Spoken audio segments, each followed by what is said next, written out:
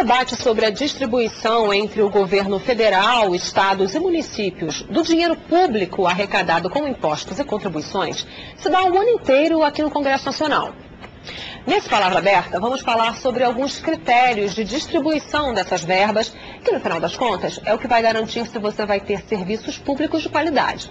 Eu vou conversar com o deputado Júlio César, do Democratas do Piauí. Muito obrigada pela presença, deputado. Obrigado, gente. Que andou fazendo aí os levantamentos e umas contas e descobriu que parece que o governo está retendo cerca de 1 bilhão e 556 milhões de reais de compensação de alguns impostos, IPI, imposto de renda, e que não estaria colocando esse dinheiro no bolo para compartilhar com os outros entes da federação? Como é isso? Verdade. Eu acompanho todos os meses a distribuição dos recursos compartilhados, principalmente do IPI, do Imposto de Renda, que do total são impostos de competência da União, mas do total arrecadado, 48% pertence aos entes federados, Estado e município, e os fundos constitucionais da região Norte, Nordeste e Centro-Oeste.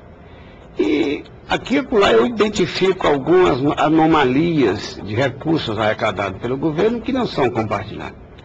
No passado, o Refis foi uma luta muito grande, houve inclusive auditoria do Tribunal de Contas da União, e a União terminou pagando a parte do IPI, do Imposto de Renda, que pertence aos estados e municípios.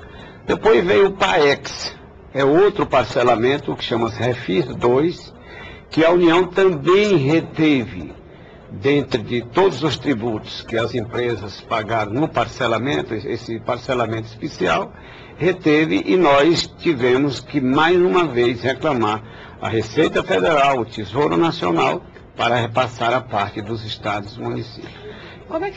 A terceira vez, é bom que eu digo, é a quarta vez que eu identifico. O PAEX, da medida provisória 303.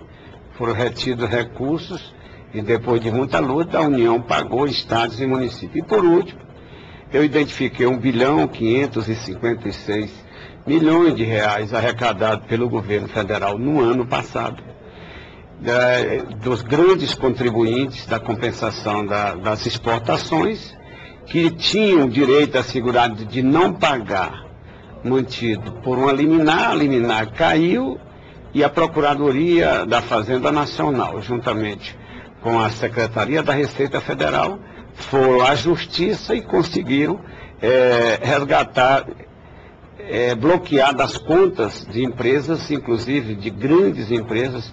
Teve uma empresa que foram sequestrados 1 bilhão de reais.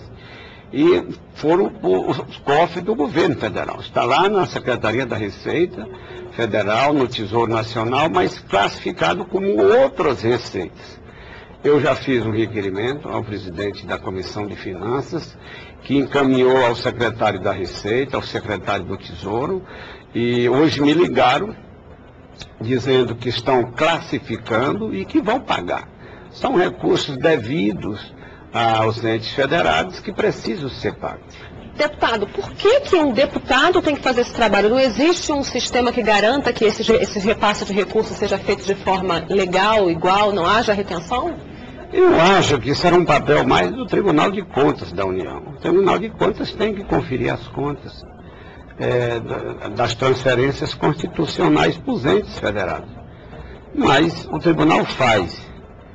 Mas eu também faço e acompanho aqui todos os meses, toda reunião com os dois secretários da Receita e do Tesouro, sempre eu tenho alguma coisa a colocar em relação a esse comportamento de transferências. Ok. Então, isso nós estamos fazendo e tendo os bons resultados. Os prefeitos do Piauí todos, os prefeitos do Brasil, todos estão acompanhando esse nosso trabalho de fiscalizar permanentemente o cumprimento do princípio constitucional de dividir o IPI, o Imposto de Renda, entre estados e municípios. E por que o senhor achou interessante mudar os critérios de distribuição do Fundo de Participação dos Municípios? Eu tenho um projeto de lei sobre esse tema. Primeiro explica o que é o projeto de lei e o que ele muda. Bom, não é bem um projeto. Eu tenho vários projetos sobre FPM, mas o que está em tramitação aqui é um projeto que já foi aprovado no Senado, de autoria do senador Romero Jucá, que prevê a prorrogação de todos os coeficientes do FPM de 2007 para viger em 2008. Então eu fui para a Comissão de Finanças e Tributação, eu apresentei um substitutivo, mudando aquilo que foi aprovado no Senado. Porque eu entendo que prorrogar os coeficientes de 2007 é prorrogar também o redutor. E é bom que se diga... O que é esse redutor? Esse redutor é um recurso que cada município contribui para um pequeno fundo. Aqueles municípios que perderam população na década de 90 e que perderam o coeficiente, então foi escalonada esta queda pela Lei Complementar 91 e depois pela Lei Complementar 106. A primeira em 5 anos e a segunda estendeu para 10 anos. Então, esta lei acabou a sua vigência em 2007. Não tem mais que prorrogar redutor. Redutor dá prejuízo a mais de 1.500 municípios. Por quê, injustamente. Por quê? Porque eles contribuem para este fundo e na hora de distribuir este fundo com os municípios, eles são excluídos. Então tem município, por exemplo, um município de determinado estado, 1.0, ele tem redutor para 0,8. No 6º ano era melhor que ele tivesse logo caído para 0,8 e não mantido em 1.0 com redutor para 0,8. Então, isso deu um prejuízo, deu uma celeuma muito grande e nós temos que tirar o redutor. Além disso, o projeto do Senado congela o coeficiente daqueles que perderam população. Eu concordo, e no meu substitutivo eu mantenho o coeficiente daqueles que perderam população, que seja mantido durante todo o ano de 2007. Mas proíbe de crescer aqueles que adquiriram a população a condição de crescer dentro da tabela que existe de faixa de população. Então, aqueles que conseguiram o direito de crescer, que cresça, não fique engessado por uma lei feita às pressas, sem fazer projeções e sem medir os efeitos das suas consequências posteriores. Isso tudo está